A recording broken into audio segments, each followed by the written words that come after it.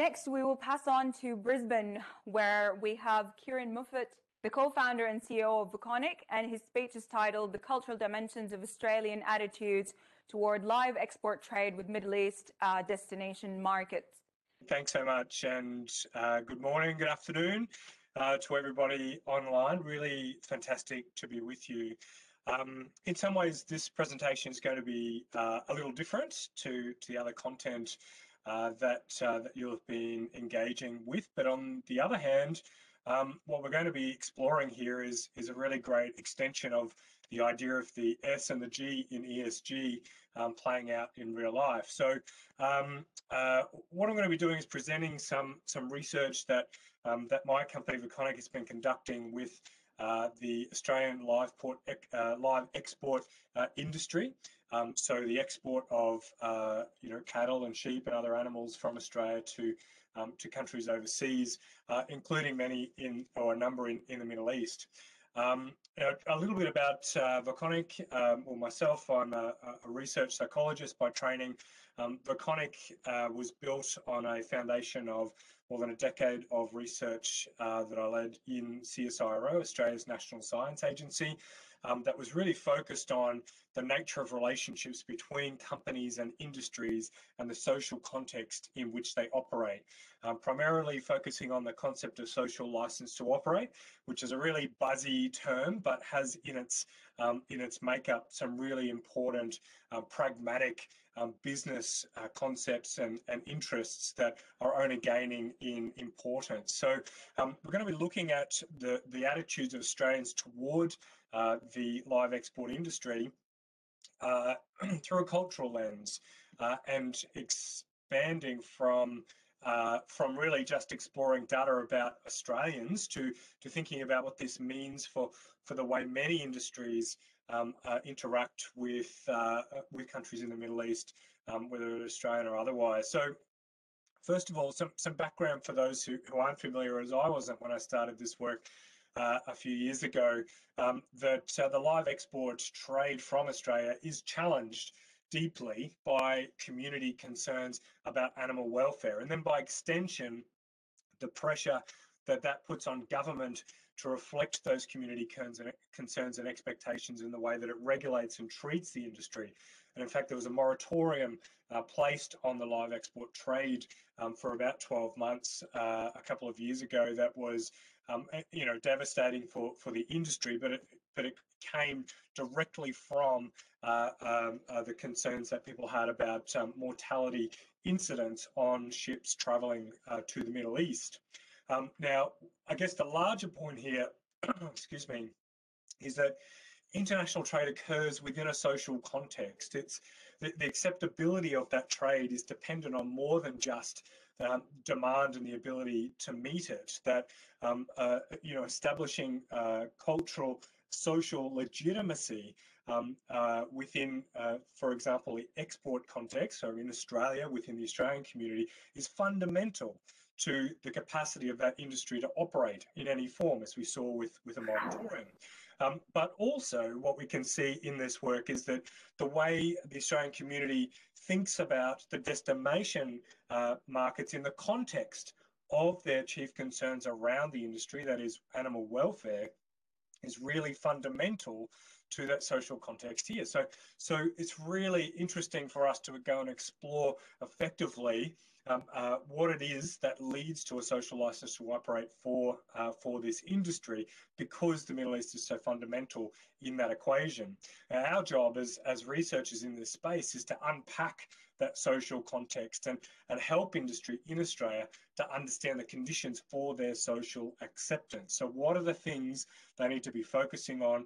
How do they need to be focusing on them so that they don't lose their actual license to operate because they've lost their social license to operate? That idea that social consent is required for an industry to operate.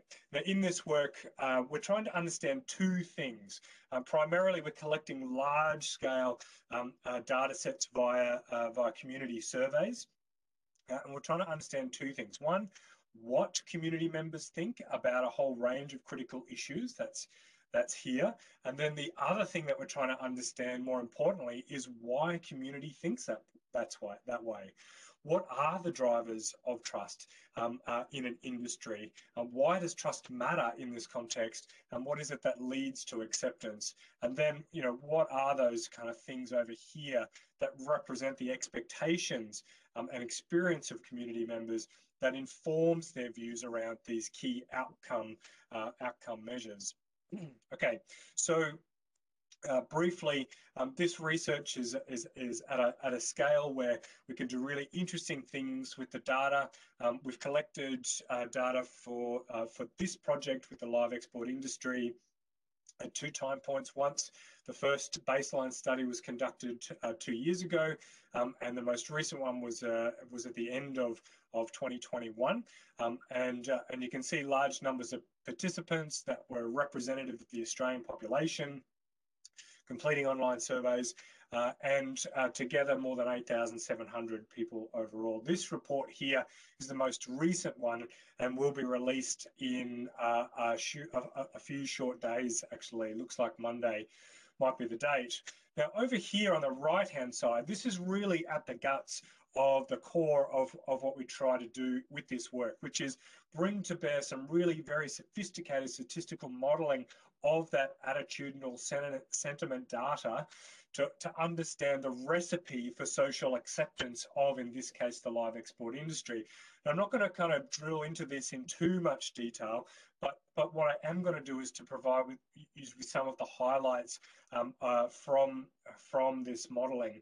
So effectively, in each of these boxes are a collection of the questions that are in the survey, and we run through a process that clumps them together and form scales, and then we use structural equation modeling or path analysis, this kind of fancy statistical method, to really understand how everything fits together in the minds of the Australian community. Effectively, what this is telling us is that the areas that are most important in driving acceptance of the live export industry, or effectively to avoid rejection within the Australian context. And I'm going to get to why this is sort of relevant in the context of your conference in a few short seconds. Over here, what we've got are the key drivers of acceptance, and what we can see is that they drive acceptance through trust. And this is really interesting in the context of all the work that we do in Australia and Latin America and North America, Europe, and all sorts of places. We don't have any projects or data out of any of the Middle East countries, in fact, and would welcome the opportunity to test some of these methods in that context. But in lots of the places where we operate, trust sits very centrally in the conversation, in these models. And so that means that trust has real utility, trust in the industry to act responsibly. And what we find is that the utility of trust is the bank of goodwill when things go wrong. So when there is a mortality event on a ship, that's what people lean into, and effectively when an industry cashes in to get through a crisis to the other side. It helps community members to see those incidents through less cynical eyes and to engage more meaningfully with the way that an industry is trying to redress and sort through the issues that might have occurred. It's also fundamental for innovation. And in the context of ESG or in normal industry operations, all industries need to be innovating, but innovation requires iterative failure to get to a solution, a novel solution to an old problem. And so trust is fundamental in building that level of goodwill to achieve innovation. So let's get to the main story here, which is what is it that drives trust and then social acceptance of the live export industry? Well, the first and strongest driver is industry responsiveness. So this is about industry listening to the concerns of community and taking action to address those concerns. The second strongest, no surprise, is the treatment of animals on ships travelling to destination markets, meeting the animal welfare standards of Australia. So these are Australian animal welfare standards that Australians are applying to animals no matter where they are in the supply chain, whether they're here on a boat or in an overseas destination. The third strongest driver of trust is the importance of those products, of meat, of the live animals that are exported to people in overseas markets. And I think this is a really interesting and fundamental addition to the literature and to the work in this space around the live export industry, which is that Australians, where they see that the animals, or the more that they see that the animals that are exported to, say, the Middle East, to Asian destinations, contribute to the availability of fresh meat, to the nutrition and health of communities in those destinations, to provide healthy, fresh sources of protein, that the more they trust the live export industry and the more they then accept the live export industry. I think this is important because if you think about what's not on this list so far, which is the economic value of the industry to Australia. In fact, what trumps that in the minds of Australians is the value to people in overseas destinations of the products that we're selling and exporting. And I think that is, I think that tells you a bit about the context from which this industry is operating. And the fourth strongest driver, which I think ties very neatly with our last speaker's presentation, is that the more confidence that community members have in the way that the industry is regulated and controlled, that's both via formal external government regulation, but also by the application of internal standards, the more confidence they have in that, the more they trust the industry and the more they accept its practices. And I think this is important because regulation effectively is the safeguard for community expectations and effectively what they want from the industry and how they want it to operate. And it operates as a way for community to understand and know and have confidence that somebody is looking out for their interests and paying attention to things that matter to community where they can't physically see it, where they can't participate in transparency initiatives, in monitoring, in those kinds of things. So effectively what we've got here is our recipe for social license to operate. And two of those things relate very clearly to the topics of this conference. One is that the importance of the product to overseas markets, and the second is the nature of the way that we in Australia regulate an industry that's servicing customers in other places. So I think it's kind of unique as an industry. All I want to do here is just to highlight that the industry itself has a really strong position within the Australian population, that actually people really value what it delivers for the country, and that it's important for the economy, it's important for farmers and for regional Australia. And what you're looking at here is the percentage of agreement with each of the statements underneath the columns, and the percentage of agreement in the first year we did this work, so 2 years ago, and the second year just very recently. And you can see that in all of these, things have improved over time. What's also interesting to me is that when we start to look at what's in those boxes in the model, we see some interesting patterns here. So first of all, when we look at trust across time, we measure trust in a whole range of different groups. So trust in the live export industry overall has increased a little bit. This isn't substantial at all, but it definitely hasn't gone backwards. And the other thing I wanted to just kind of point out here is that we also measure trust in the foreign governments that support the trade of live Australian animals to their country. And what we can see is that trust in those countries, in those governments in those countries, has also improved a little bit over the last couple of years. Certainly not as much as trust has improved in advocacy groups that really focus on animal welfare, and also we've seen improvements for Australian government as well in this context. But I think this is particularly interesting and telling when we see a little bit of the data from down the next few slides actually. So next thing we want to look at here is regulation, and what we're looking at here is the distribution of scores across a 5-point scale used, and what I wanted to do here is really just to highlight that confidence in regulation, whether it's this particular item or all the other questions that we included about regulation, internal or external, shows that it hasn't moved a lot in the last couple of years, but also that average scores on these items are really quite strong, that Australians feel quite strongly that regulation can ensure that their expectations are being met, industry is being held accountable in the way that it does its business.